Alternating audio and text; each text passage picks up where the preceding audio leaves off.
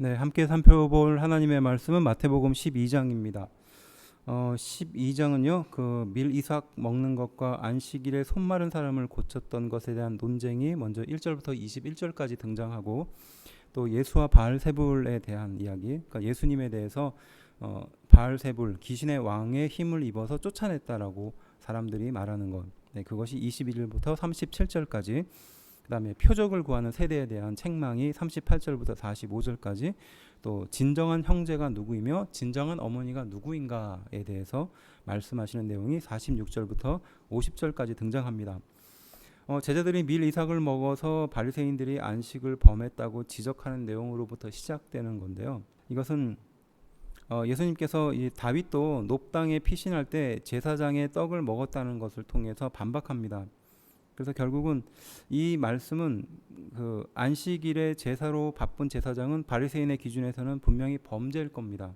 그렇지만 제사장은 거룩한 일을 위해서 그 일을 하고 있는 것이니까, 네, 안식일 준수보다 더 위의 법을 지키는 것이죠. 그런 의미로 본다면 6절에서 말하고 있는 성전보다 더 큰 이다라는 것은 성전의 원형이 되신 예수님께서 바로 그 법보다 더 위에 계신다라는 의미라는 것입니다. 더 중요하다라는 거죠. 7절은 호세아 6장 6절을 인용하고 있고요. 제사의 진정한 목적이 결핍될 때 어떤 일이 일어나는지에 대한 말입니다. 그리고 8절은요. 안식일의 주인이신 예수님이라는 말은 또 안식일에 할 수 없는 모든 일을 주관할 권세를 갖고 계신다라는 것이죠.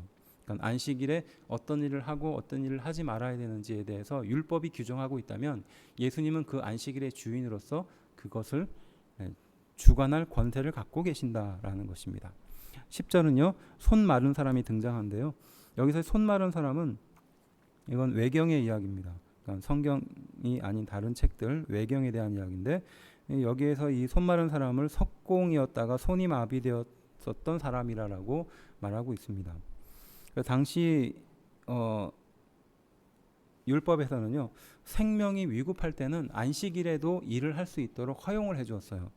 그런데 이 손 마른 사람은 어떻게 보면 생명에 문제가 있는 건 아니니까 이 사람을 고치는 것을 보고 바로 그 바리새인들이 문제시 삼았던 거죠. 12절은요. 안식일에 선을 행하는 것이 옳다라고 말하는 거죠. 안식일의 새로운 규례를 말하는 것입니다. 과거에는 안식일에 일을 하면 안 된다. 그것이 하나님 보시기에 거룩한 것이다라고 했는데 안식일에 선을 행하는 것이 옳은 것이다라고 예수님이 말씀하십니다. 14절은 결국 이 일을 통해서 바리새인들이 격분하게 된다는 것을 보여주고 있고요. 18절부터 21절은 이사야 42장 1절부터 4절을 인용하는 것인데요. 예수님과 하나님과의 관계에 대해서 말씀하시는 겁니다. 그리고 예수님의 사역과 그 범위가 어디에 있는지 구체적으로 말씀하시는데요. 다투다, 들레다 이렇게 말씀하시는 것은 시끄럽게 하다 이런 뜻인데요. 메시아가 사역하는 방법에 대한 겁니다. 그러니까 외적으로 그렇게 과시하지 않는다라는 말씀이죠. 그래서 아무 길에서도 그 소리를 듣지 못한다라는 것은 침묵으로 오신다 그런 뜻이 아니라 메시아로 오신 그 예수님은 큰 소리를 치지 않는다라는 말이에요. 그러니까 겸손히 행하신다라는 뜻이죠. 그리고 상한 갈대를 꺾지 않고 꺼져가는 심지를 끄지 않는다라는 것은 도움을 필요로 하는 자에게는 도움을 주시는 분이다라는 뜻입니다. 그래서 이방인들이 그의 이름을 바라리라라는 것은 이방인들이 새로운 희망으로 메시아를 기다린다라는 뜻입니다. 22절은 바로 예수님의 기적을 귀신의 왕 바알세불로부터 힘입었다고 사람들이 모함하는 내용이 등장하는데요. 바로 이런 기적들에 대해서 사람들이 바로 바알세불, 그러니까 귀신의 왕에 힘입지 않고는 쫓아낼 수 없다. 이렇게 예수님을 모함하는 장면인데, 23절에 다윗의 자손이 아니냐라고 말하는 다윗의 자손은 당시 메시아에 대한 다른 이름이었습니다. 그래서 다윗의 자손 예수여라는 것은 메시아 예수여라는 뜻과 동일한 뜻이죠. 25절은 스스로 분쟁하는 자다라는 것은 귀신의 힘을 동원했다면 어떻게 귀신을 쫓아낼 수 있겠는가 이런 말입니다. 그래서 27절은 너희의 재판관이 되리라라고 말하는데, 이것은 당시에 귀신을 쫓는 바리새인들도 있었던 것입니다. 그래서 지금 귀신을 쫓는 바리새인들에 대해서 예수님이 말씀하시면서 귀신을 쫓는 자에 대한 행위를 만일에 너희가 동의를 하면 이건 자기 스스로에 대한 정죄이고, 만일에 동의하지 않게 되면 자기의 선생들, 그러니까 그 귀신을 쫓는 바리새인들을 비난하는 것과 같기 때문에 예수님은 그들이 한 말에 대해서 이렇게 반박하셨던 거죠. 28절은 하나님의 나라가 이미 너에게 임하였다라고 말하면 이게 바로 귀신의 축출, 그러니까 귀신을 쫓아내는 것은 곧 귀신이 쫓아나가고 그 자리에 하나님의 나라가 임했다라는 것을 보여주는 증거다라고 말씀하시는 겁니다. 29절 마지막은 귀신을 쫓아내신 예수님은 사단의 집을 강탈한 것과 같다. 곧 사단을 지배하심을 보여주는 한 증거이고 사건이다. 그리고 앞서 말했듯이 하나님의 나라가 예수님을 통해서 임했다라는 증거라는 것입니다. 30절은 나와 함께 아니하는 자는 이라고 말씀하시는데요. 예수님의 복음에 동조하나 또 혹은 거부하나 이 둘 중에 하나의 삶을 살게 된다는 것이에요. 그래서 예수님과 함께하지 않는 사람은 예수님을 거부하는 것이고 그 길을 따르지 않는 사람은 예수님을 거부하는 것과 똑같다는 것이죠. 하나님의 말씀을 듣지 않는 것은 예수님의 복음을 받아들이지 않는 것과 마찬가지다라는 것입니다.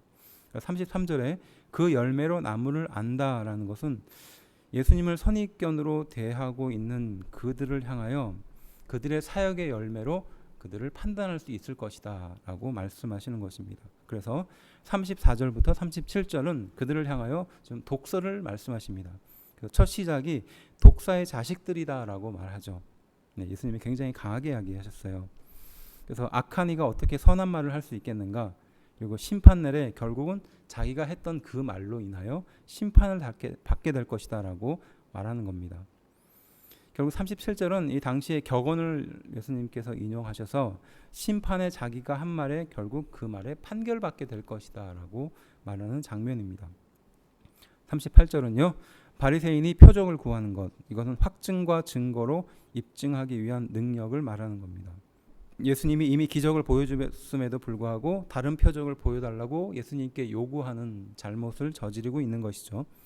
39절은 악하고 음란한 세대다라고 말하는데 여기서 음란은 부부관계에 비유한 이스라엘 백성과 하나님과의 관계를 비유하는 단어들입니다. 그래서 이스라엘 백성들이 하나님의 말씀을 따르지 않고 우상을 섬기게 되었을 때, 우상을 숭배하게 되었을 때 바로 그들의 행위를 음란한, 그러니까 부부임에도 불구하고 다른 사람에게 그 행위를 하는 음란한 것과 같다라고 표현하는 것입니다.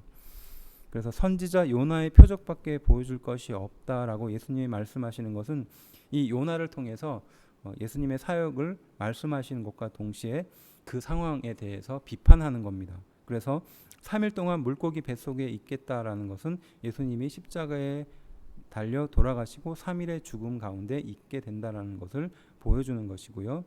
그 다음에 니느웨 사람이 정죄를 할 것이다라는 것은 무엇이냐면 요나가 니느웨의 복음을 전하기를 싫어했습니다.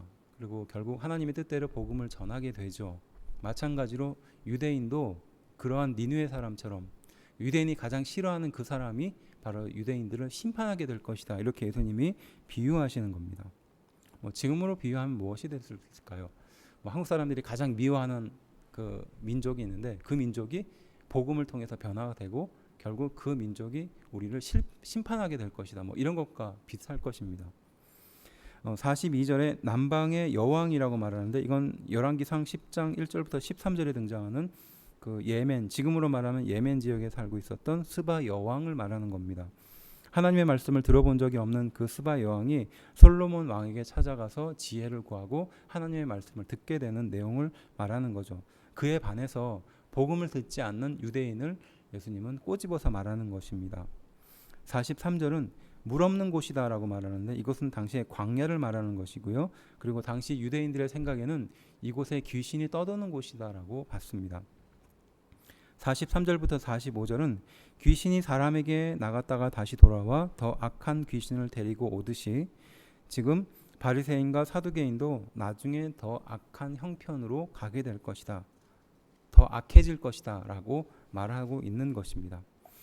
그리고 예수님께서는 46절 이후에 새로운 가족을 말씀하시는데요. 모친과 동생들, 그러니까 마리아와 야고보와 요셉과 시몬과 유다와 누이, 그들이 예수님이 말씀하시고 있는 그 장소에 들어가지 못하고 밖에서 기다리고 있다는 것을 전하는 장면이 등장합니다.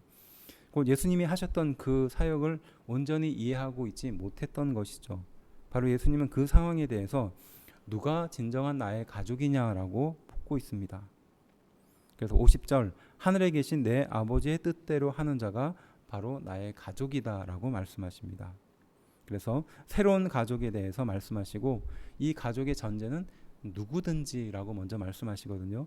그냥 지역이나 성별이나 유대인이냐 이방인이냐가 중요한 게 아니라 그 모든 것을 초월해서 누구든지 바로 하나님, 예수님의 가족이 될 수 있다라고 말씀하고 있습니다.